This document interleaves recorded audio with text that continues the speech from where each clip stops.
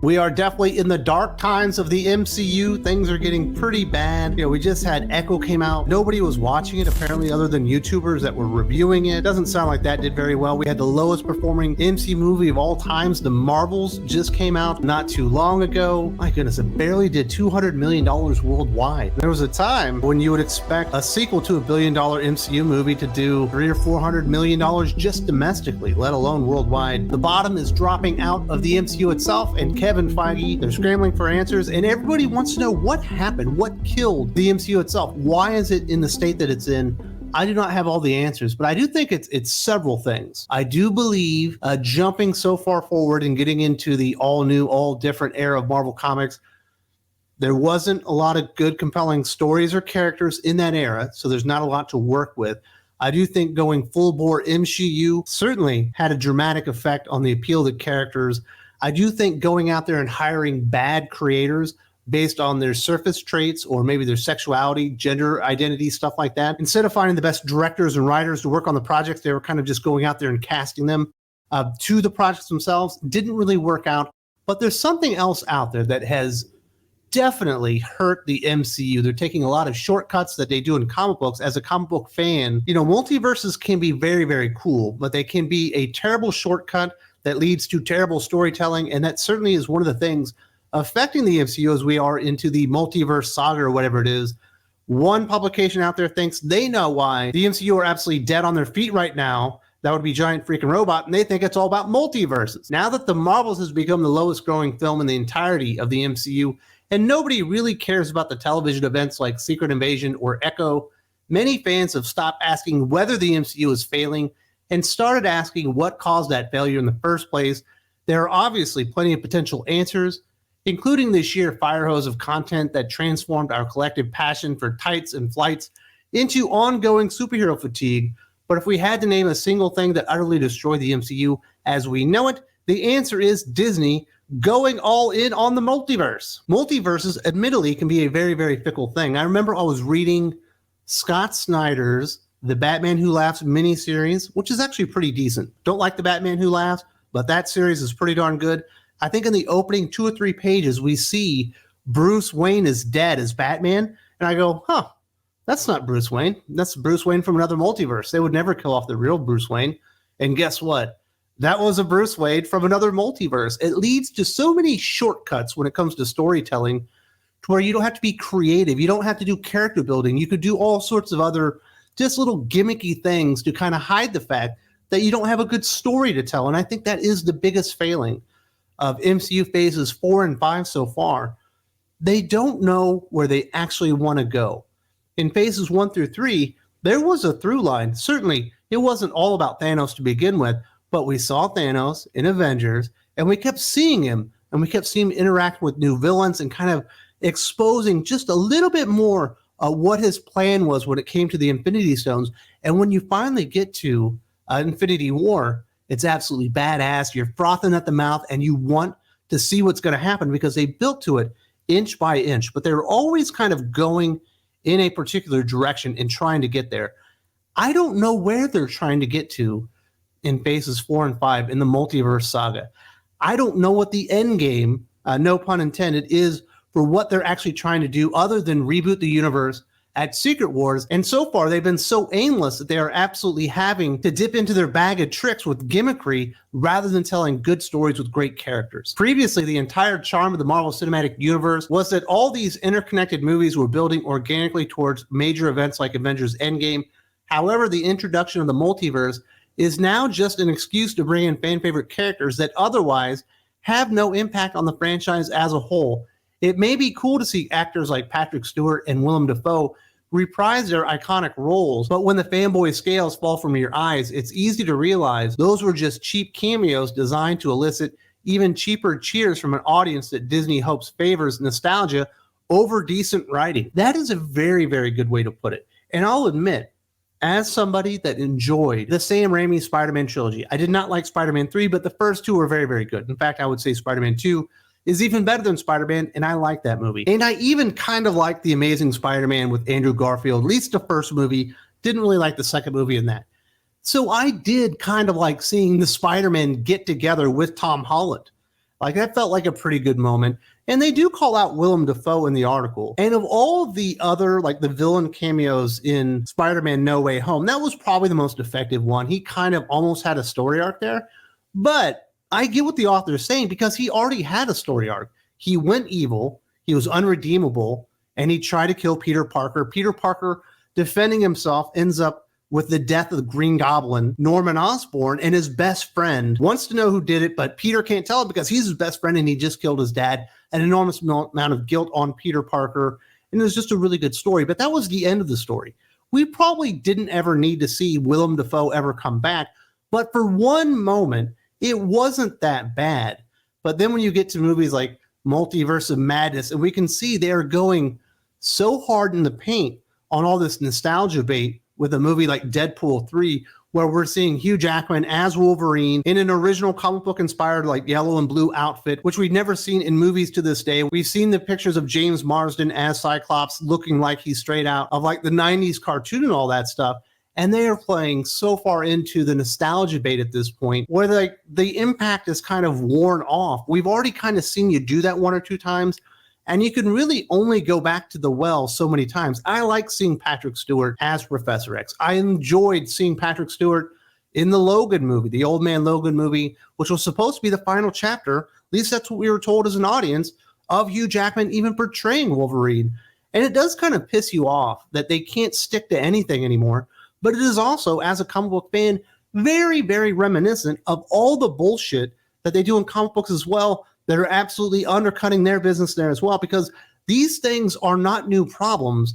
These have actually been discovered and sussed out in the comic book market itself, rejected there, but now they're incorporating them into the movies because they are such easy shortcuts. It's so much easier to go, hey, let's get Patrick Stewart, get him in here, do a cameo, rather than having to develop a really good character or a good motivation for a character or a really awesome narrative. Let's hide all that stuff because we don't really know why we're making the movie other than to make money, which isn't the worst reason in the world. I understand making money, but you can't make money without great storytelling. And that's really the downfall of the MCU in phases 4 and 5. And certainly all this gimmickry plays a part in that. Once fans realize that Marvel can bring dead characters back via multiverse shenanigans, they become disillusioned with how meaningless everything is. Why do the major deaths of characters like Green Goblin, Loki, and King matter when these characters can be resurrected anytime a writer is too lazy to use a different character? To put it another way, the Loki series may have stuck the landing, but its very existence makes Loki's death at the hands of Thanos completely meaningless every time we rewatch Infinity War. And that is not the only terrible thing going on with that Loki series, just making the death scene that happens and the reaction from Thor in that movie, which was very dramatic at the time. You're like, oh my goodness, I can't believe they killed off Tom Hiddleston as Loki in the movie. Jesus, the stakes have gone through the roof. They even made Infinity Stones essentially meaningless because of the multiverse and its implications or whatever, and the time variant authority and all that stuff.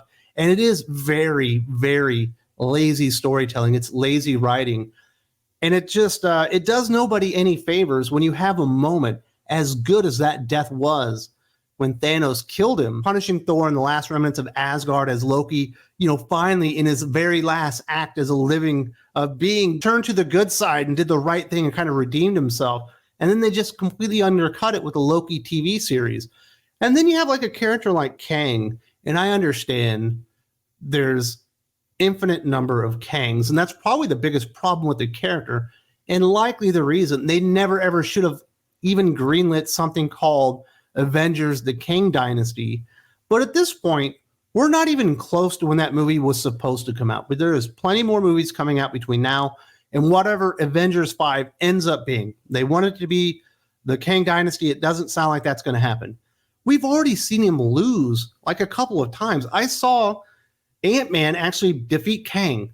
What was the point of ever promising that character was going to be a big deal if you're just going to keep bringing him back and bringing him back after he's defeated? Can you imagine if in Captain America Civil War, Thanos showed up in the last act and fucking Iron Man just took him out solo, or Black Panther did? You'd be like, I thought this Thanos guy was a big deal. What are we going to do moving forward? Like, just taking out villains that early, just undercuts their impact and the implications of what they even could be. So I just think King was always a terrible idea. And Marvel Studios should definitely learn a lesson from Marvel Comics and DC Comics that death has to be meaningful. Anytime a character dies now, no one takes it seriously. They literally just had the death of Doctor Strange. We just had the death of Moon Knight. He's going to come back. Doctor Strange is already back. We're having the death of Ghost Rider. Everyone knows Johnny Blaze is coming back. Nobody takes death seriously, and it absolutely ruins the stakes and absolutely undercuts moments later on, within the story. I personally don't even like Gamora being in Guardians of the Galaxy Volume 3. It's the worst part of the entire movie. I like Guardians of the Galaxy Volume 3, but that character being reverted to her very original state just kind of ruined quite a few moments there. They should have just stuck with the death and made it meaningful, but because you've got the multiverse, let's bring back the fan favorite character that we decided to make a bold move on and kill off. But now we need something to headline some articles and generate interest in the movie because we can't do it as storytellers ourselves. And it's just something that's been going on not only in Marvel Studios recently, but in comic books for like 40 years at this point. The MCU specialized in delivering stories that were so entertaining and accessible that they can be enjoyed by fans who had never heard of characters like Iron Man. Marvel effectively changed that by focusing so intensely on the multiverse and effectively giving would-be fans a small mountain of boring homework in order to fully enjoy Doctor Strange in the Multiverse of Madness. For example, the average fan would have had to watch the original X-Men movies, the Agent Carter TV series, and even that awful single season of Inhumans. In the ultimate cosmic irony, Marvel leaned so far into appealing to superfans that the MCU lost its general appeal, and the multiverse is at the center of what the future may very well record as the biggest bag fumble in cinematic history. That is right, because the MCU for so long, like the worst you could do was like $650, $800 million if you were an Ant-Man and the Wasp type of movie. And even if you weren't a good movie, but people thought you were important, you could do over $1 billion by being Captain Marvel. And if it was an enormous movie that people were really looking forward to, you could go as high as $3.1 billion for Avengers Endgame. I know we're years out, and we're certainly a lot of storytelling away from Avengers 5, which I do think will become Doctor Doom. But we do not know that yet. Is there any chance that Avengers 5 even comes close to $3 billion? There's no way, because they've just killed off so much enthusiasm and all the homework.